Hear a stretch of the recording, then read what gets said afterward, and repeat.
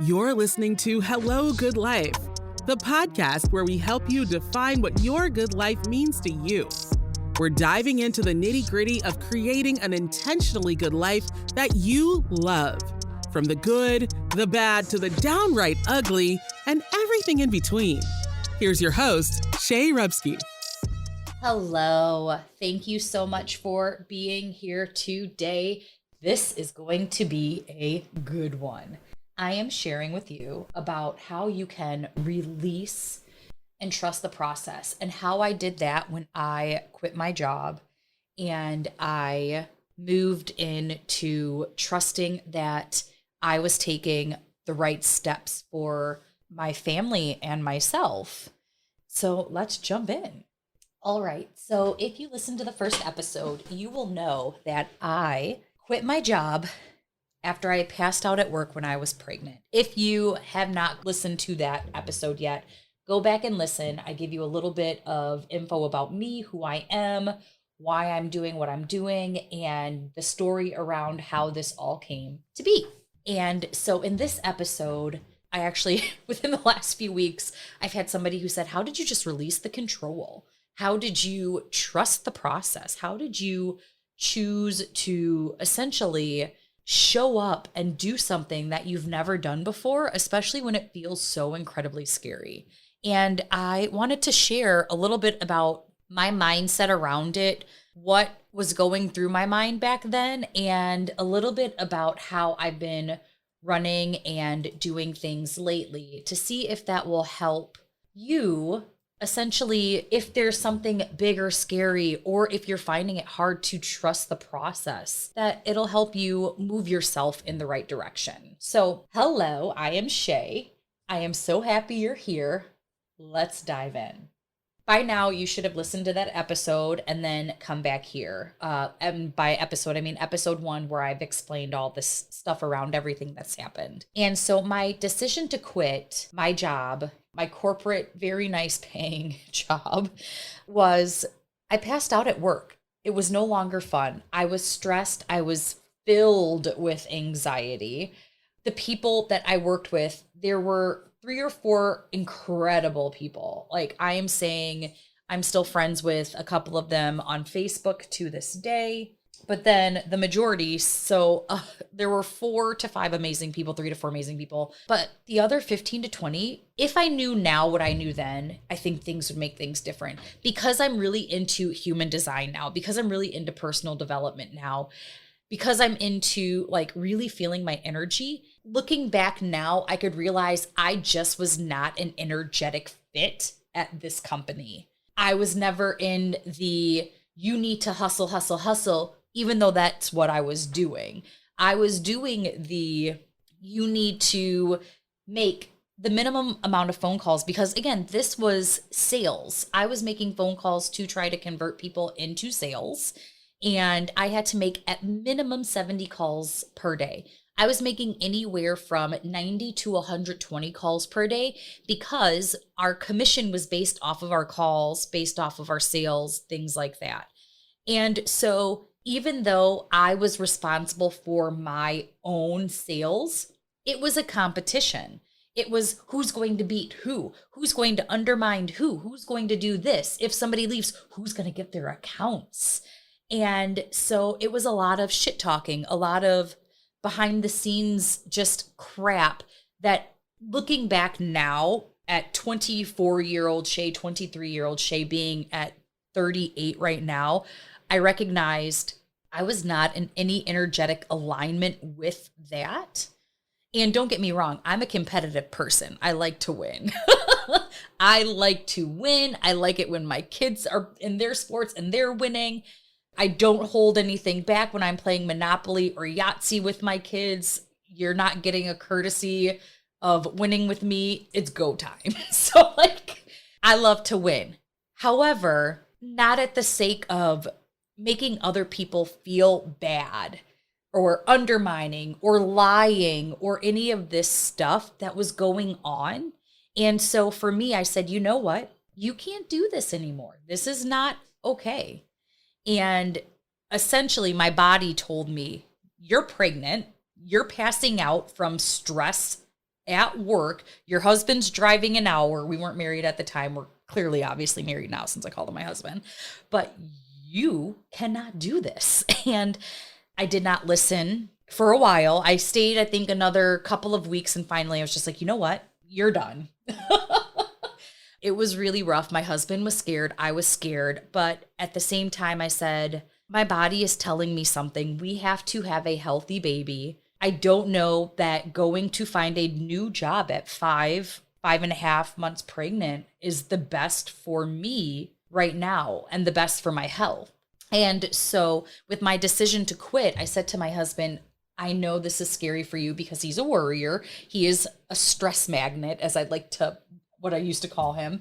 I need us both to trust the process. And he said, I don't have to like this, but I do trust and I do want us to have a very healthy child.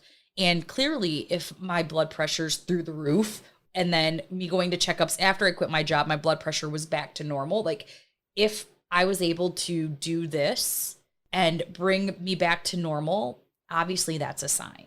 And my initial emotions around it were, oh my gosh, what are people going to think? Am I going to be judged? Am I judging myself?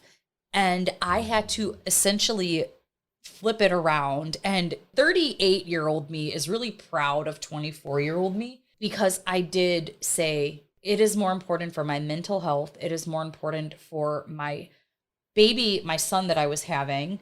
It was more important for my husband and my relationship for me not to be at this job because it was just not working.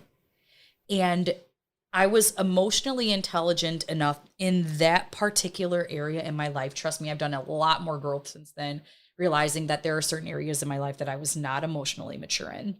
I am now, but I've learned. But to say, hey, you did this at 24 and you made a choice that essentially pivoted my whole life to where I am now. And I am so grateful for that. But I had to go through this process of releasing control. As somebody who was highly controlled with my parents' religion, with you can't do this, you can't do that. Like, I was so controlled and so hovered over that I went to the point of sneaking out because my parents didn't give me the opportunity to learn independence and growth. I also think it's a part of my human design too, which I'm going to bring on a human design specialist, and I'm going to share all the juiciness with you about this. But I also think it was a part of my human design to say, no, I don't have to do it the way that I was quote unquote taught to do it. I can do it differently. But I had to understand that releasing control was also a form of control, and that's okay too. Like, I'm releasing this need to have my life planned out for the next 40 years because we wouldn't know. I reduced the micromanaging of myself, and that's when I really started to recognize the different emotions and things that I was feeling. And that definitely helped me to say, okay, now is when you need to start trusting yourself. Now is when you need to start taking these aligned actions. And so what I would say to you, if you're at that point of life or point even in your parenting where you're like, I am holding on for dear life, trying to control everything, ask how that's working for you, because it probably isn't working the best if you're being completely honest with yourself. And that's okay.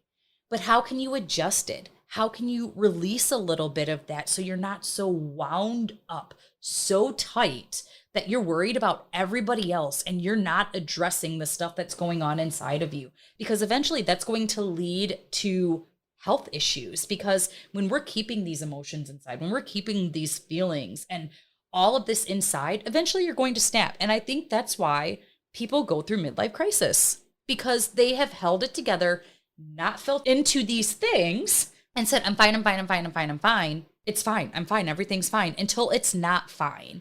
And I'm grateful that I am a grown-ass woman and I recognize that now. And I'm happy that I recognized it back then too, to say, if you continue down this path, you're not going to be fine. And allow yourself to journal around that. Allow yourself to do something called the journey of releasing, and journal around what it would feel like to you and what's the absolute worst that could happen. My husband is high stress sometimes, and it's normal. You'll never get rid of stress. Stress is never going to go away. It's really all about managing it and how you manage your emotions around the stress that you're feeling. And what I say is the journey of release. When you're feeling these stress feelings, how are you letting it consume you, or how are you reacting to it? Are you saying, okay, I'm feeling the stress. I know I'm going to have to take actions anyway. Or are you trying to push it down, not acknowledge it, and let it bubble and simmer and seethe inside of you until it pops out? And so when I think of releasing control, I think of saying, okay, I feel that I want to have control, but let me journal around this. Let me journal around the journey of releasing this and getting to the absolute worst things that can happen. And it's really funny because I do this with my husband. I'm like, okay, if this happens, then what happens? Then what's the worst that can happen? And it's never as bad as we think it is. Like, it was incredible. So I said to him, I said, okay, when I quit my job, what's the worst that can happen? Well, we'll be broke. So then what will we have to do? We'll have to move back in with one of our parents, and then we'll be able to get back on our feet. What is the absolute worst that can happen? And 9 times out of 10, it's not horrible. Like, it's not ideal, nor would we want it to happen. But if it happened, it would never be the end of the world. And so I would implore you to do that. Your journey of release, your journey of what's the worst that can happen, and then allow yourself to go through all of that and then say, okay, I wrote it all out. I'm going to let it go. I'm going to keep moving forward. The next thing I did was embraced the trust in myself, in my abilities, my capabilities, in the potential I knew I had at that time. And so for me, I had to shift from the fear of all of that extra stuff that I was just talking about to, okay, yes, I might fail. People are going to judge me. Guess what? They're going to judge me no matter what. People are going to have opinions about things. I think if people had less opinions or kept them to themselves, the world would be much happier, especially when they're not productive judgments. Either way, I'm going to have the fear of failure. I'm going to have the fear of people judging me, of me judging myself. I even started going through therapy, and I was like, oh my gosh, I fear success too. What if I get to where I am and people are like, oh my God, do you see how successful she is? Or people who come out of the woodworks, can I borrow money? Can I do this? And I was like, ooh, that's a money mindset issue I need to address separately because I had fear of that. But when I said, okay, Shay, you are going to embrace this trust in yourself, and you're going to act as if you trust yourself implicitly. And what would I do if I did trust myself completely? And that's where I started to act from. And things just started to fall into place. It did not mean that they were perfect. It did not mean I did not have hard times. It did not mean that I was not getting my feet dirty. It did not mean that, or my hands dirty. Why would I say my feet? I don't know.